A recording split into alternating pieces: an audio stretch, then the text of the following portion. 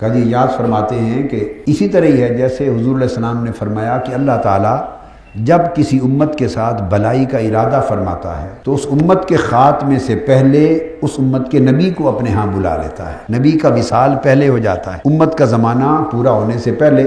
یہ مجموعی طور پہ پوری امم کا سارا زمانہ بیان کیا جا رہا ہے، ایک اصول، یعنی نبی کو پہلے بھیجتا ہے آگے۔ کیوں؟ فَجَعَلَهُ لَهَا فَرَةً وَصَلَفًا۔ اب یہ جو حدیث ہے جسے امام مسلم نے روایت کیا اس کو ابو موسیٰ اشعری رضی اللہ تعالیٰ عنہ سے، اس کا مطلب یہ ہے کہ جو سلفا اور فرتا، حضور علیہ السلام اشارہ فرما رہے ہیں کہ اپنی وفات کا، کہ تم سے پہلے جا رہا ہوں اس لیے کہ میں تمہارے لیے فرت اور تمہارے لیے سلف بنوں۔ اور اس فرت اور سلف کے معنی میں ہے کہ حضور علیہ السلام کے لیے اللہ پاک نے فرمایا کہ وہ امت کے لیے شفاعت کرنے والے اور بخشش کا سامان کرنے والے، اور سلف بنوں یعنی تم سے متقدم اور مقدم ہو کے جاؤں، تم سے پہلے جاؤں، اور پہلے اس لیے جاؤں تاکہ وہاں جا کے تمہاری بخشش کا انتظام کروں۔ اور اس بخشش کے سامان میں سے ایک یہ ہے، ایک لطیف بات بتا رہا ہوں، اور اس میں سے ایک یہ ہے کہ یہ شان کسی امت کو نہ دی گئی اور یہ پریولیج کسی امت کو نہ ملا کہ اس نبی کا امتی فوت ہو اور جب قبر میں سوال و جواب کا وقت آئے تو نبی سامنے کھڑا ہو۔ پھر سوال و جواب کیسا؟ کمرہ امتحان میں تو کسی کو جانے نہیں دیتے، جو مدد کر لے، رہنمائی دے لے، کمرہ امتحان میں تو کسی کو جانے نہیں دیتے۔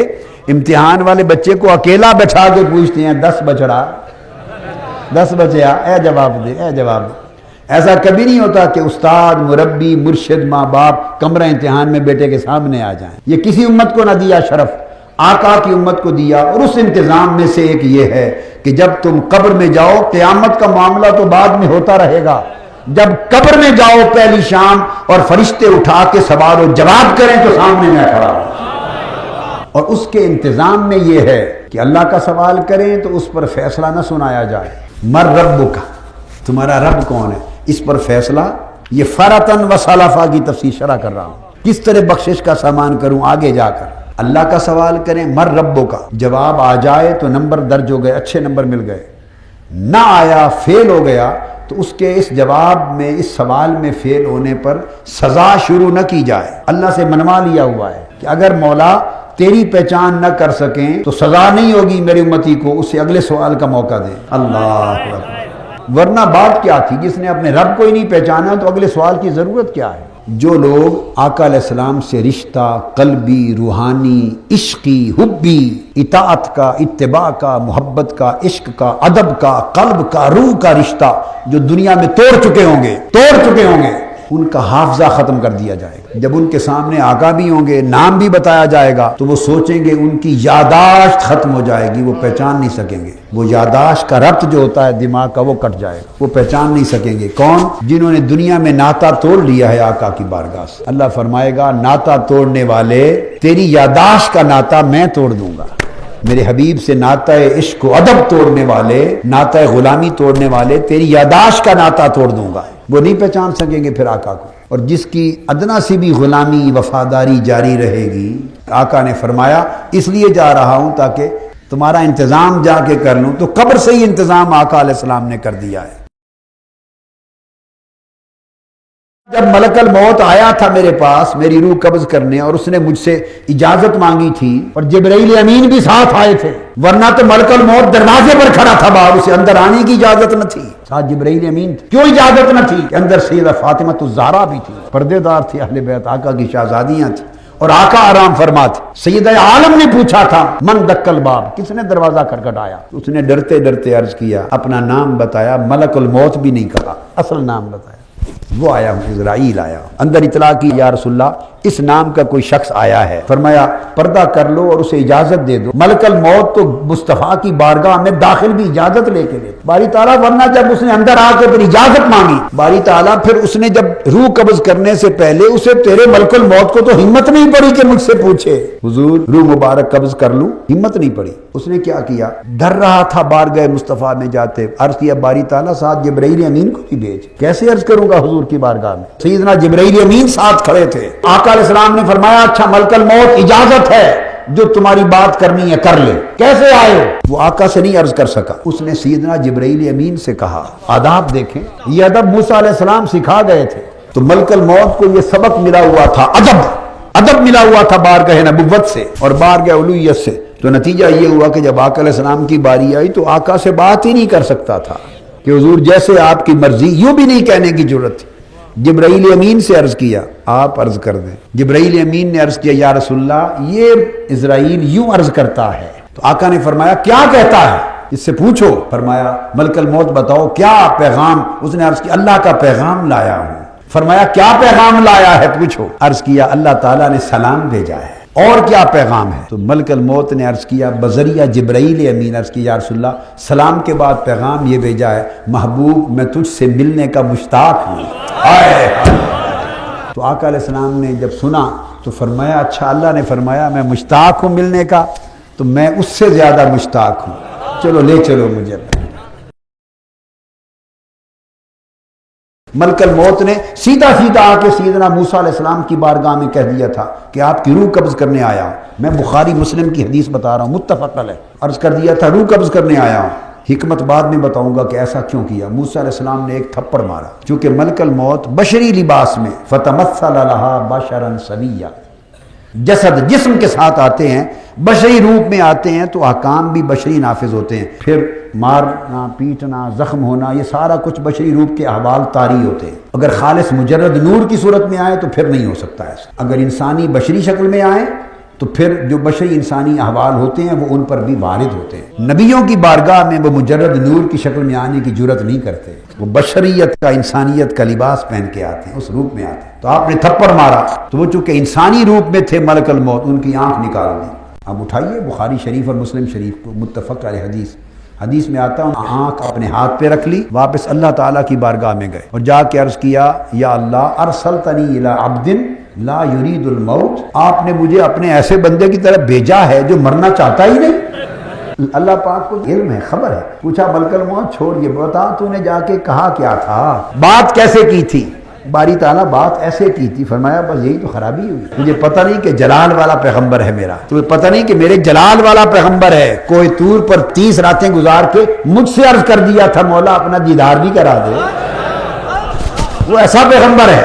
پھر میں نے اسے 10 راتیں اور رکھا، تجلی دکھائی، بے ہوش کیا، پھر ہوش دیا، تو وہ تو میرا ایسا پیغمبر ہے. تو تم نے جا کے یوں نہیں کہنا تھا کہ روح قبض کرنے آیا ہوں، یہ پیغمبر کی بارگاہ میں بے ادبی ہوتی. تو اس طرح اب جاؤ اور جا کے یوں کہنا کہ یہ جو جانور ہے آپ کی سواری ہے اس کی پشت پہ ہاتھ رکھیں اور جتنے بال آپ کے ہاتھ کے نیچے آ جائیں اگر آپ چاہیں تو اتنے سال آپ کی عمر اور ہو جائے گی، پھر اور چاہیں تو اور ہو جائے گی، اور چاہیں تو اور ہو جائے گی، اور اگر آپ چاہیں اللہ کے حضور پیش ہونا تو میں حاضر ہوں. اس طرح جا کے بات کرنا. تو ملک الموت دوبارہ آئے اور اس طرح بات کی. تو موسیٰ علیہ السلام نے بھی چونکہ سبق ہی سکھانا تھا تو فرمایا ملک الموت اچھا اتنے سال ہزاروں سال عمر مل گئی، اس کے بعد کیا ہوگا. ملک الموت نے کہا حضور پھر اللہ کی طرف سے بلاوا آئے گا. فرمایا جو بلاوا بعد میں ہی آنا ہے تو چلو ابھی چلتے ہیں. کیا پتا چلا سبق سکھانا تھا. اب سبق کس کے لیے؟ خود تو جا رہے تھے. ادب کس کا؟ وہ خود تو جا رہے ہیں. اب تو بعد میں ملک الموت نے آپ کے پاس آنا ہی نہیں کہ اس کو آئندہ کریے سبق سکھا رہے ہیں. اس نے تو آپ کے پاس نہیں آنا، اپنے لیے نہیں مارا تھا.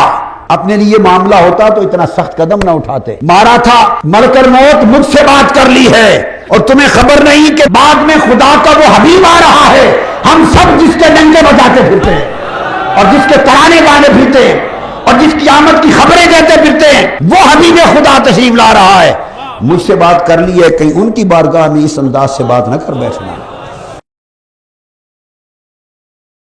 اس پر پھر محدثین نے الگ الگ تشریحات کی ہیں کہ آقا جسد مثالی سے ہر قبر میں ہوں گے، یا روحانی طور پہ دیدار ہوگا، یا پردہ اٹھا دیا جائے گا قبر انور میں ہی اور فاصلہ ختم کر دیا جائے، اپنی قبر سے آقا کو تک لے گا. کئی رنگ ہیں. الغرض رنگ جو بھی ہو آقا سامنے ہو. جب امتی سے پوچھا جائے گا ان کے بارے میں تو آقا سامنے ہو. اور پھر ایسا بھی ہوگا یہ تو امت کو پہچان کی ساری سہولتیں دے دی، اور کئی ایسے بھی ہوں گے جس کو بعض عرفاء نے خواب کی صورت میں، روحانی مراقبات اور مشاہدات کی صورت میں، کشف کی صورت میں بیان کیا. ایسے بھی ہوں گے جن سے پوچھا جائے گا بتائیں یہ کیا عقیدہ رکھتا تھا ان کے بارے میں. یہ تو ہر ایک سے پوچھیں گے. کئی پہچانیں گے، کئی نہیں پہچانیں گے، اور کئی جن کا رشتہ ناتا قلبی روحانی تعلق عشقی حبی اطاعتی اتباعی تعلق آقا کے ساتھ بڑا مضبوط و مستحکم ہوگا، جو پوری زندگی حضور کے نثار کر دے گا، جو عمر ساری حضور کے قدموں پہ نچھاور کر دے گا، جس کا جینا مرنا اپنے محبوب مصطفیٰ کے لیے ہوگا.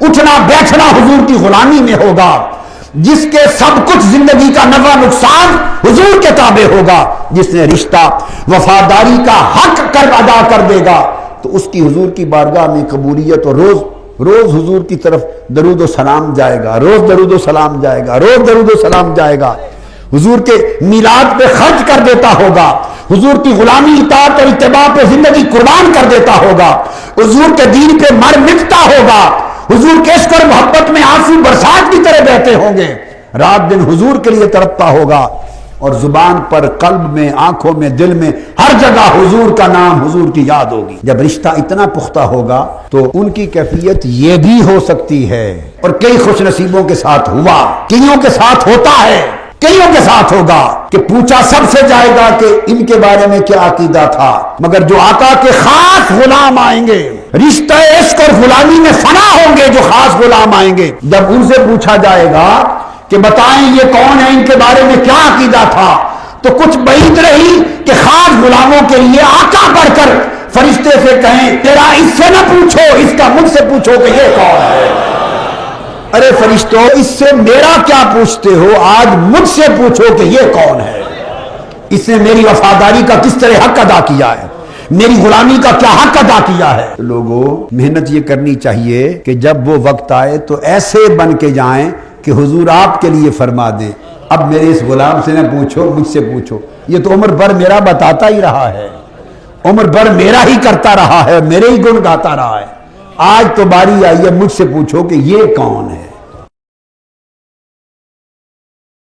قاضی ایاز نے روایت کی، ایمان افروز روایت، فرماتے ہیں کہ حضور علیہ السلام نے ایک روز سیدنا جبرائیل امین سے پوچھا، اور اس کی سند خود قاضی ایاز نے الشفا میں پوچھا، اے جبرائیل حل اصابک من هذه الرحمت شیء، یہ جو میری رحمت سارے عالمین کے لیے ہے، اس میری رحمت سے تجھے بھی کچھ حصہ ملا ہے؟ یہ جبرائیل امین سے پوچھا، کیا تجھے بھی اس میری رحمت سے کوئی حصہ، کوئی فیض ملا ہے؟ سبحان اللہ۔ جبرائیل امین نے عرض کیا، قال نعم یا رسول اللہ، ہاں آقا مجھے بھی اس رحمت میں سے حصہ ملا ہے۔ فرمایا کیا ملا ہے؟ جبرائیل امین نے کہا کنت اخشى العاقبہ فَأَمِنْتُ لِثَنَاءِ اللَّهِ عَزَّ جَلَّ عَلَيَّ بِقَوْلِهِ، عرض کیا میں اپنی آخرت اور عاقبت انجام کے بارے میں ڈرتا رہتا تھا۔ ابلیس کا انجام سن رکھا تھا نا، معلم الملکوت تھا، فرشتوں کا استاذ تھا، موحد تھا، سجدہ گزار تھا، اور بالآخر اس کا انجام ہوا فَخْرُجْ مِنْهَا فَإِنَّكَ رَجِيمٌ۔ تو خشیت والے ڈرتے رہتے ہیں۔ تو جبرائیل امین نے عرض کیا میں اپنی عاقبت کے بارے میں، انجام کے بارے میں ڈرتا رہتا تھا، یا رسول اللہ اس رحمت کا فیض مجھے یہ ملا کہ اللہ نے اس کے صدقے مجھے اس خوف سے امان دے دی، میرا خوف ختم ہو گیا اور اطمینان و سکون ہو گیا ہے کہ میری عاقبت صحیح ہوگی۔ تو جبرائیل امین بھی اپنی عاقبت کے بارے میں جو بے خوف ہوئے ہیں کہتے ہیں یا رسول اللہ اس رحمت کا صدقہ ہے۔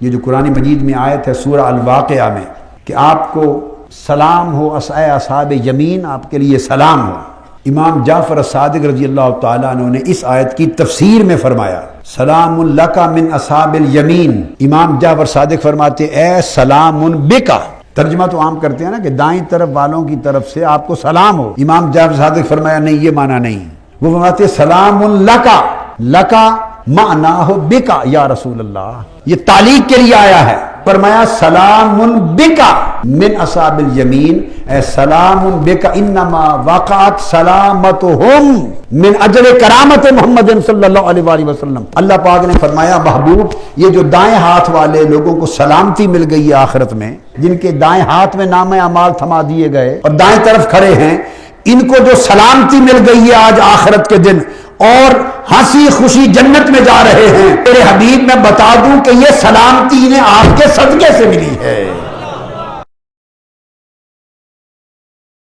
جو زمین و آسمان کا نور بیان کیا ہے اس نور سے مراد محمد ہیں صلی اللہ علیہ وسلم ہے، اور حضور کا ذکر نور کے باب میں اس لیے کیا کہ اس کا مراد اے مظہر نور ہی، اپنے نور کو ظاہر کرنے والا ہے، کائنات کو روشن کرنے والا ہے، اس نے اپنے نور یعنی محمد مصطفیٰ کے ذریعے کائنات کو روشنی دی، ہدایت کی روشنی دی، اندھیروں سے نکالا، اپنی معرفت کی روشنی دی، توحید کی روشنی دی، ایمان کی روشنی دی، اللہ پاک نے حقیقت کی روشنی دی، اپنی معرفت کی، ایمان کی، ایقان کی روشنی دی، چونکہ اس نے اہل زمین و آسمان کو حضرت محمد مصطفیٰ کے نور سے روشن کیا۔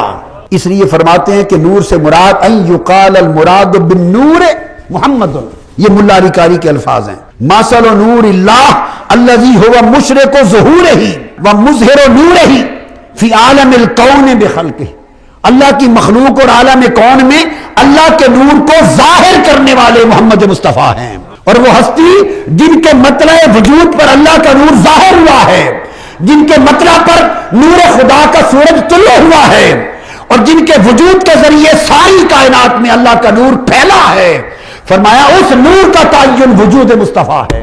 اس کی مثال دی ہے اس سے قبل انہوں نے حضور علیہ السلام کے نور کے لیے مثال دی، اور اس کے ساتھ دوسری مثال نور کی اگلی آیت پہ ختم کیا ہے یہ مضمون۔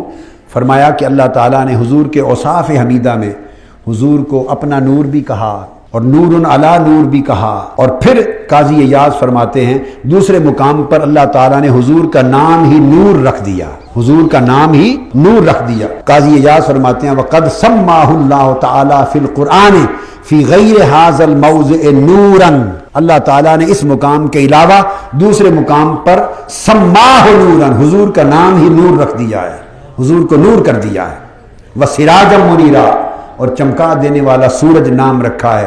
کما قال تعالی قد جاءکم من اللہ نور وکتاب مبین، کہ تمہارے پاس اللہ کی طرف سے نور آ گیا اے محمد نبی اللہ صلی اللہ علیہ وسلم، اور کتاب مبین اور روشن کتاب آ گئی۔ تو فرماتے ہیں اللہ نے حضور کا نام ہی نور رکھ دیا ہے۔